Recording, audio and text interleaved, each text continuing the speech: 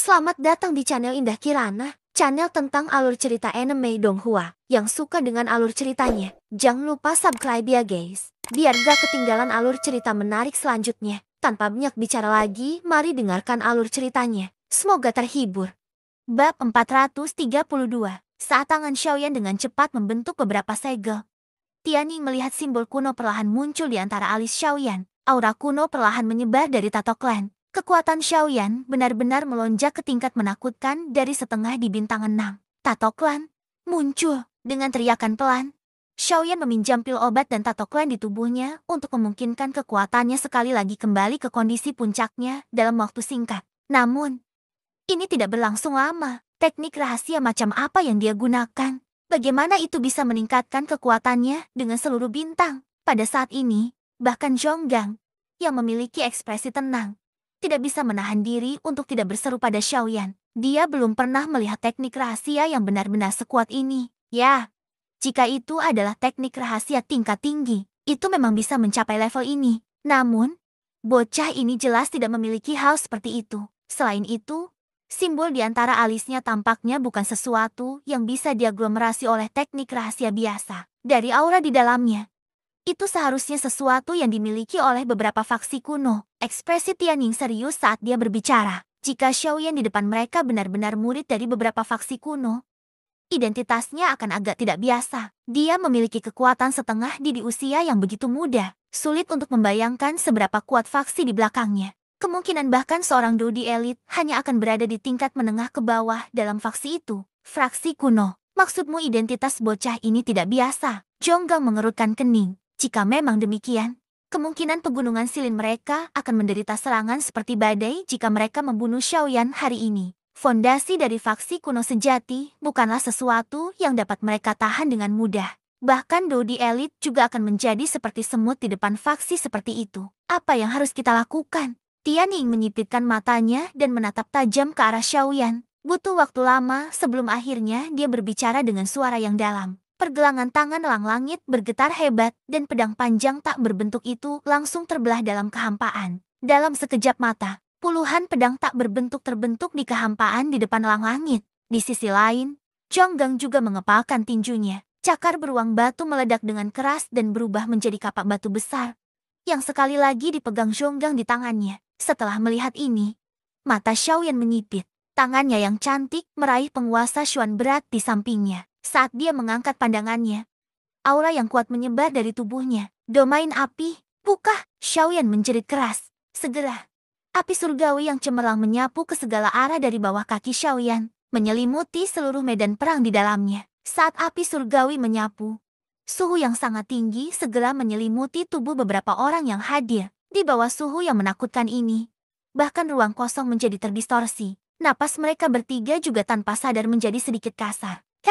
Anak baik, dengan bantuan api surgawi, domainnya jauh melampaui orang lain yang setingkat dengannya.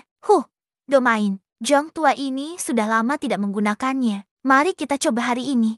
Domain angin, domain batu. Setelah dua raungan yang mengguncang bumi, dua aura domain yang sama sekali berbeda menyebar dari bawah kaki elang langit dan Zhonggang saat ini. Mereka bertabrakan dengan ganas dengan domain api Xiaoyan. Bang! Saat domain itu bertabrakan, ledakan dahsyat bergema di langit. Domain adalah keterampilan seorang setengah kaisar. Kekuatan domain secara alami mewakili kekuatan setengah kaisar. Pada saat ini, saat domain Xiaoyan dan elang langit Zhonggang bertabrakan, orang bisa tahu sekilas bahwa karena kekuatan Xiaoyan lebih lemah daripada dua orang lainnya di depannya, dan fakta bahwa pihak lain telah bergabung, pihak elang langit pada dasarnya mampu menghancurkan domain api milik Xiaoyan dengan mudah. Dalam waktu beberapa napas, domain api milik Xiaoyan hancur total. Ekspresi wajah Xiaoyan tidak berubah bahkan setelah domainnya hancur. Saat dua domain yang sama sekali berbeda menyerang Xiaoyan, Xiaoyan memutar pergelangan tangannya dan penguasa Xuan berat muncul di tangannya. Dengan suara embusan,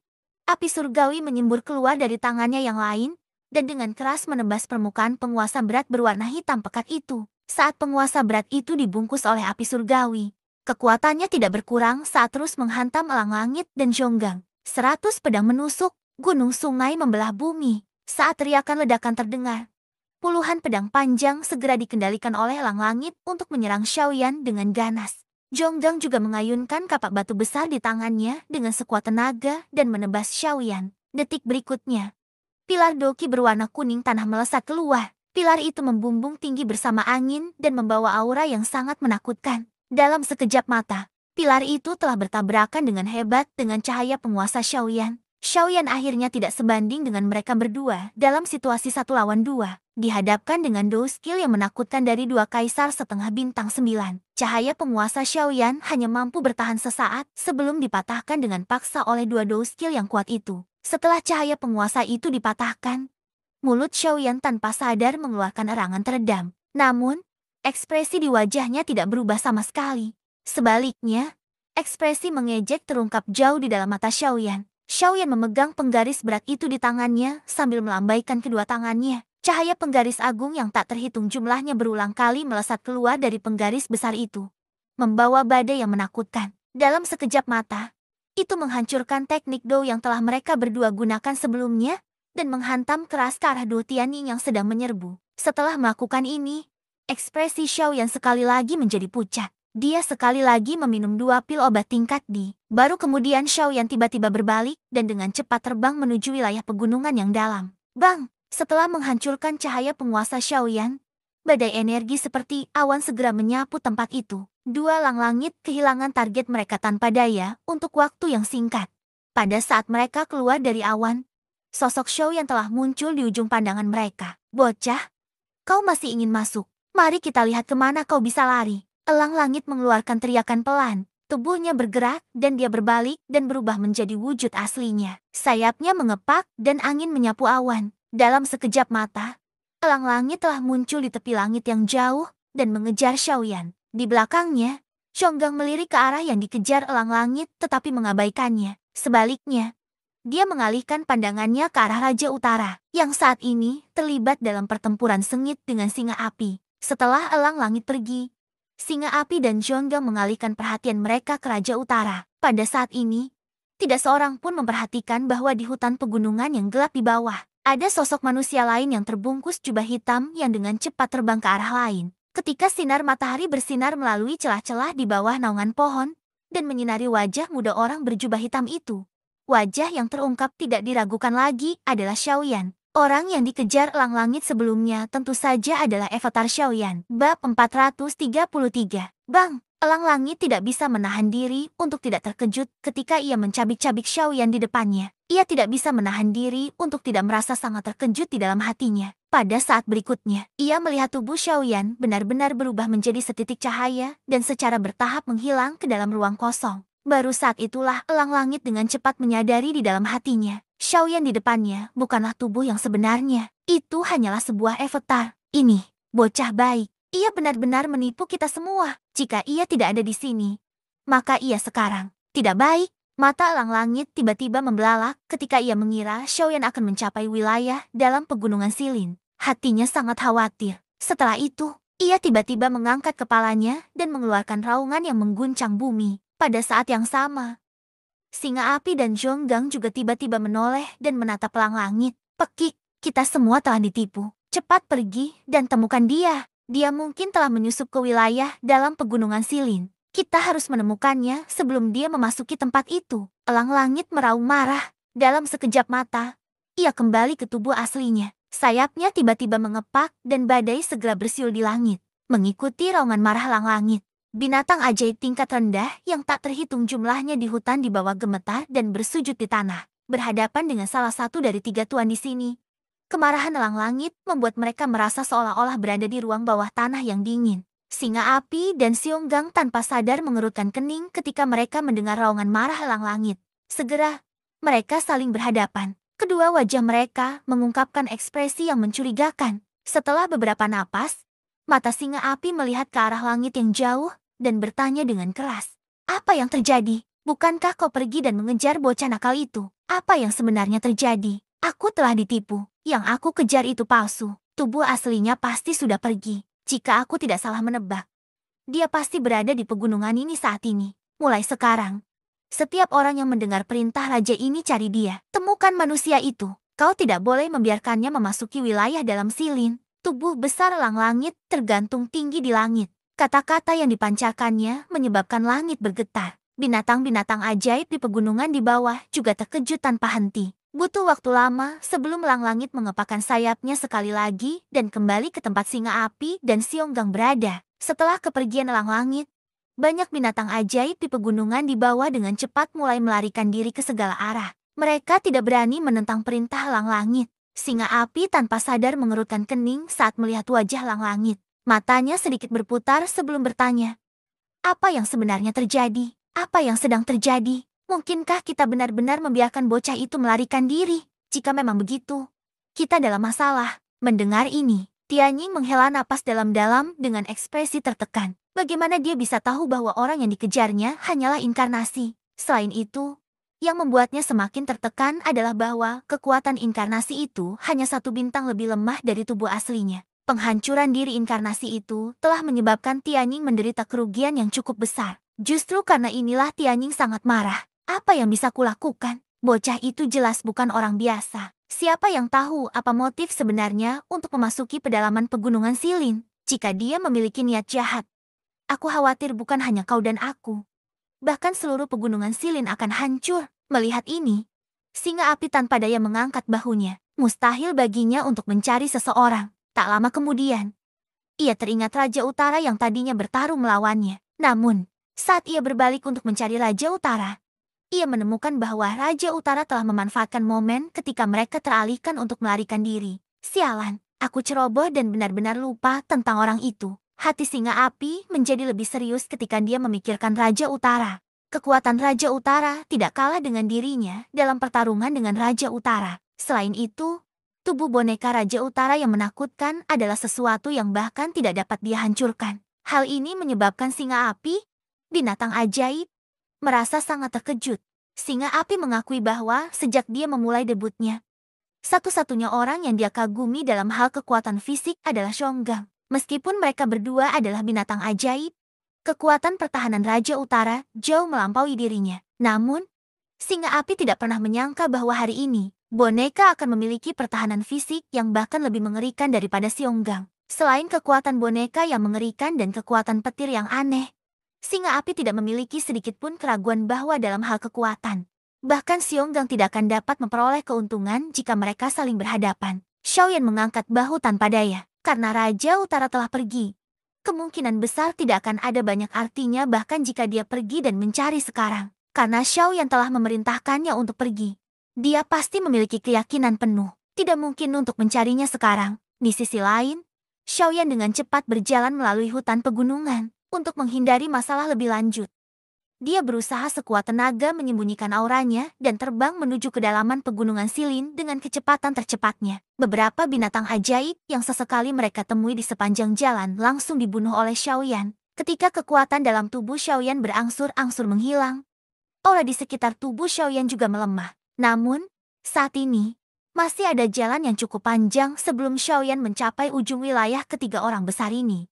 Hal ini juga menyebabkan Xiaoyan menjadi lebih berhati-hati. Saat ini, jika dia tidak mengerahkan seluruh kemampuannya, kemungkinan besar dia harus menghadapi pengejaran gila-gilaan dari binatang ajaib yang tak terhitung jumlahnya. Begitu dia ditemukan oleh ketiga orang itu, kecuali Guyu muncul, Xiaoyan akan dipaksa meninggalkan pegunungan Silin. Dalam kurun waktu berikutnya, Xiaoyan bahkan menghindari binatang ajaib yang lewat untuk menghindari ditemukan oleh trio elang langit. Tanpa daya, ini adalah satu-satunya cara untuk menghilangkan beberapa masalah yang tidak perlu bagi Xiaoyan. Kalau tidak akan baik bagi Xiaoyan jika ini terus berlanjut. Lagi pula, bahkan Xiaoyan di puncaknya bukanlah tandingan mereka bertiga.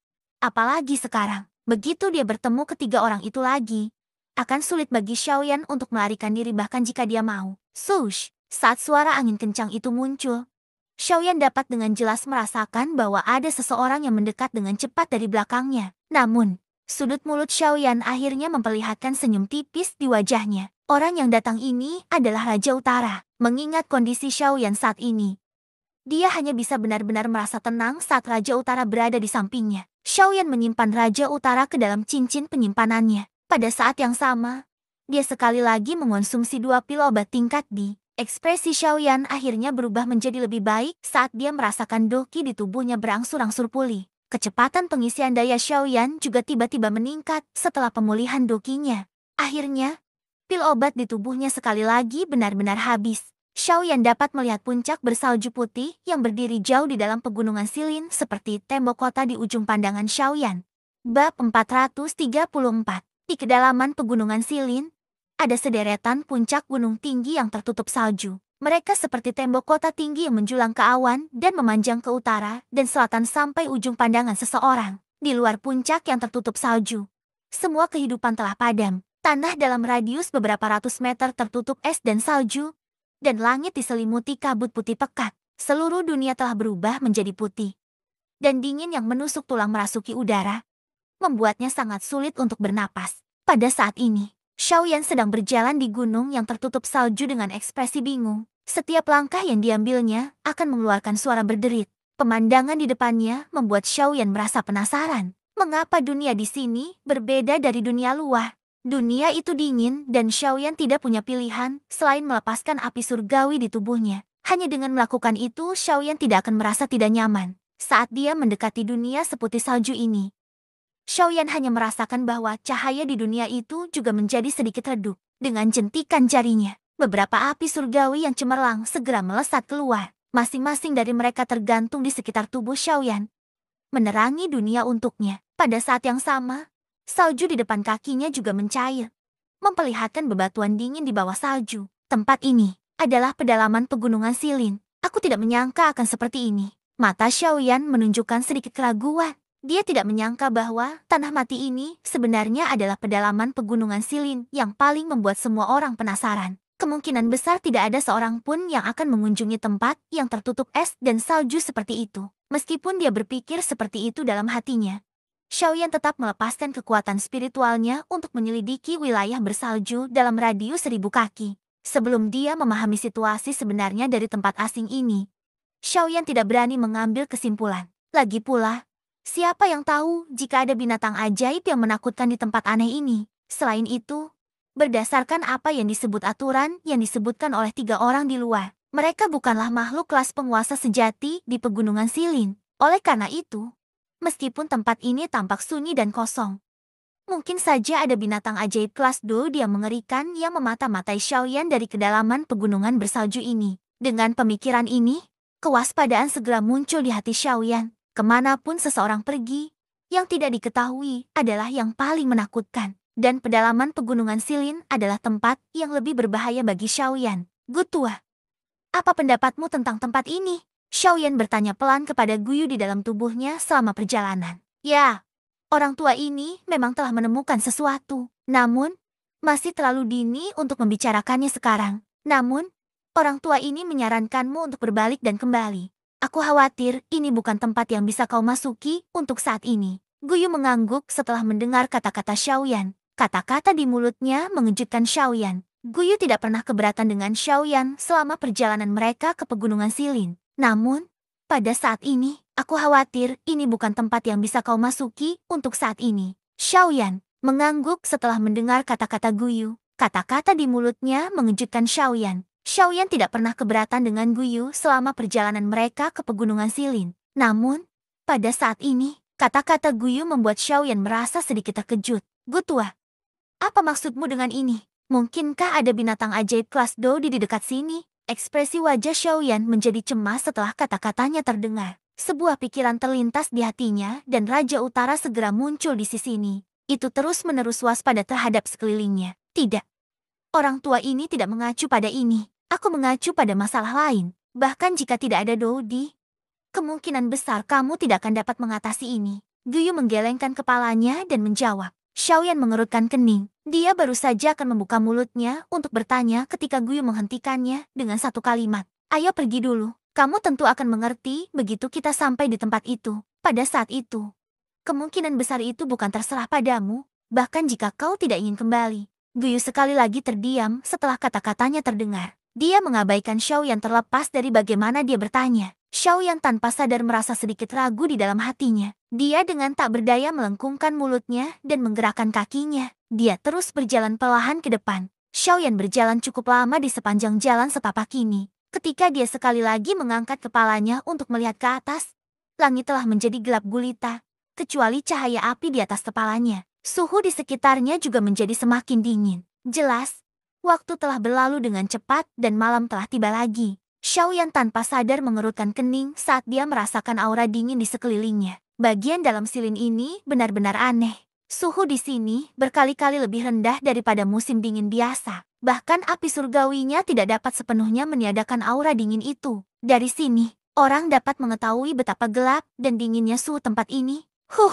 Pada saat tertentu, sekelompok api surgawi yang awalnya berada tidak jauh di depan Xiaoyan, sebenarnya padam dengan paksa oleh angin dingin. Hati Xiaoyan sangat terkejut ketika dia melihat pemandangan ini. Siapa yang bisa membayangkan bahwa energi paling ganas di dunia, api surgawi, benar-benar akan padam dengan paksa oleh angin dingin. Kekuatan angin dingin tidak berkurang bahkan setelah api surgawi padam. Angin itu bersiul dan langsung menuju Xiaoyan. Sebelum angin dingin tiba di depannya, Xiaoyan sudah merasakan suhu rendah yang menakutkan yang dipancarkannya. Di hadapan suhu rendah yang menakutkan ini, kemungkinan besar Kaisar Ban biasa akan benar-benar membeku menjadi es batu dalam sekejap. Ekspresi wajah Xiaoyan langsung menjadi serius saat memikirkan hal ini. Dia membuka mulutnya lebar-lebar dan api surgawi yang cemerlang segera dimuntahkan. Api itu berubah menjadi pilar cahaya api surgawi yang menakutkan. Api itu disertai dengan suhu yang sangat tinggi saat api itu menyerang dengan keras angin dingin yang menuju ke arahnya.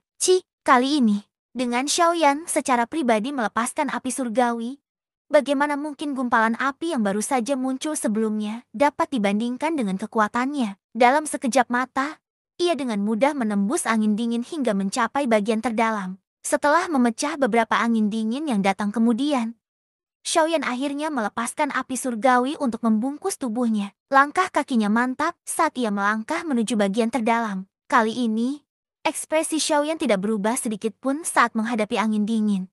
Ia membiarkan angin dingin bertiup di tubuhnya. Namun, dengan api surgawi di depannya kali ini, angin dingin apapun yang menyerangnya akan langsung dihancurkan oleh api surgawi. Melihat dari kejauhan, meskipun tertutup oleh awan, seseorang masih bisa samar-samar melihat sekelompok api yang agak kabur bergerak cepat maju di malam yang gelap. Kadang-kadang, api besar akan membumbung tinggi, menyebabkan bagian dunia ini menjadi terang benderang. Setelah beberapa lama, Xiaoyan, yang awalnya tidak berhenti, sekali lagi berhenti.